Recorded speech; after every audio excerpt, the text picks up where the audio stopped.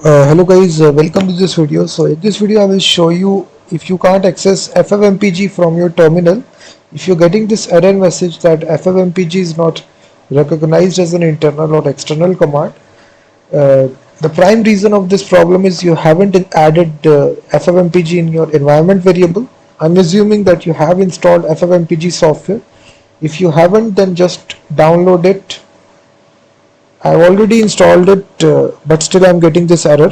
I can't access it from my terminal. So by default, it's stored in the C directory. So just open the location wherever you stored your ffmpeg. I created a folder in the C directory. If you see, just we have the bin folder, and we have these three executables. You can see that ffmpeg, ffprof, ffplay. All these three executables are there. If I try to open command line here, you will see the command will perfectly work. ffmpeg, you can see it is printing out the version.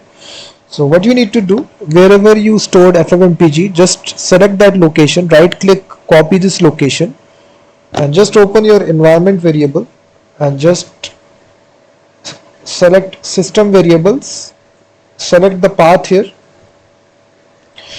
and then just add a new entry, paste this location. So this allows you to register ffmpeg globally.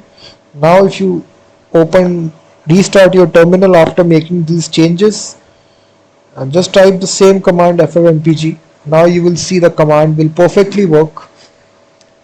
This is the one step. You just need to add the location of your ffmpeg in your environment path variable and just restart and just open terminal once again.